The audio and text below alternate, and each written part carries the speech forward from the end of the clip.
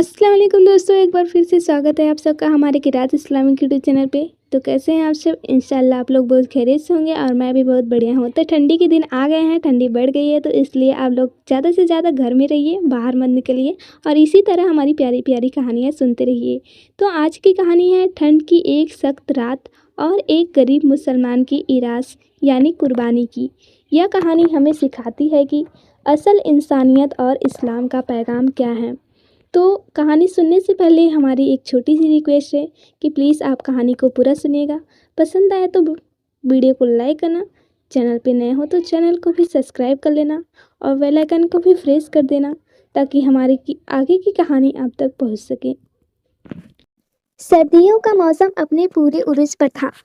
शाम ढलते ही कोहरे ने पूरे शहर को अपनी चादर में लपेट लिया था। बर्फीली हवाएं जिस्म को चीरती हुई महसूस हो रही थी। लोग अपने अपने घरों के दरवाजे बंद करके गर्म रजाइयों में दुबक चुके थे। इसी कड़ाके की ठंड में शहर के किनारे एक कच्ची कोठरी में हसन नाम का एक शख्स रहता था। हसन बहुत गरीब था। उसके पास न तो ओढ़ने के लिए भारी रजाई थी और न ही ठंड से बचने के लिए कोई खास इंतजाम। उसके पास सिर्फ एक पुरानी फटी हुई कंबल थी जो इतनी पतली हो चुकी थी कि हवा उसके आर पार हो जाती थी। रात के 2 बज रहे थे। हसन ठंड की वजह से सो नहीं पा रहा था। वह थरथरा रहा था और अल्लाह का शुक्र अदा कर रहा था कि उसके पास कम से कम एक छत तो है। अभी वह रात की नमाज के लिए उठने ही वाला था कि उसके टूटे हुए दरवाजे पे किसी ने दस्तक दी। हसन ने दरवाज़ा खोला तो देखा कि सामने एक बूढ़ा मुसाफिर खड़ा है। वह मुसाफिर ठंड से इस कदर काँप रहा था कि उसके दांत किटकिटा रहे थे। उसके कपड़े फटे हुए थे और वह भूख और प्यास से बेहाल लग रहा था। मुसाफिर ने कांपती हुई आवाज़ में कहा, बेटा, खुदा के लिए मुझे थोड़ी देर पनाह दे दो। मैं रास्ता भटक गया हूँ और अगर इस रात मैंने छत नहीं पाई तो शायद मैं सुबह का सूरज न देख पाऊँ। हसन एक पल के लिए सोच में पड़ गया। उसके घर में बिस्तर की कमी थी। उसके पास सिर्फ एक ही कंबल था।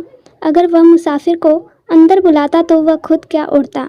लेकिन उसे हुजूर सल्लल्लाहु ताला अलैहि वसल्लम की वह बात याद आ गई कि जो अपने भाई की ज़रूरत पूरी करता है, अल्लाह उसकी ज़रूरत पूरी करता है। हसन ने मुस्कुराकर मुसाफिर का इस्तकबाल किया। उसने घर के कोने में रखे कुछ सूखे पत्ते और लकड़ियों को जलाकर आग सुलगाई ताकि मुसाफिर का जिस्म गर्म हो सके। फिर उसने अपने हिस्से की सूखी रोटी और थोड़ा सा पानी उस बुजुर्ग को पेश किया।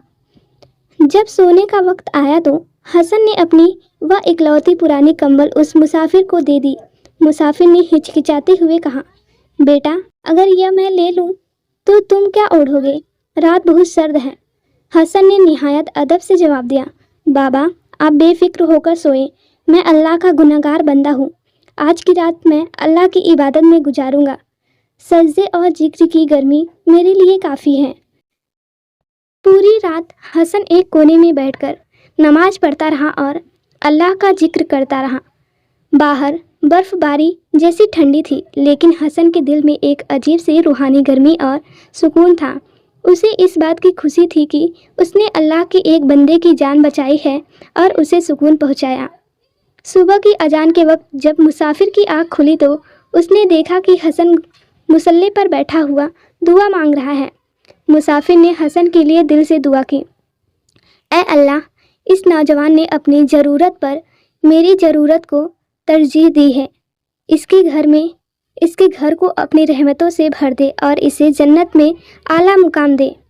कहते हैं कि उस रात के बाद हसन की ज़िंदगी बदल गई।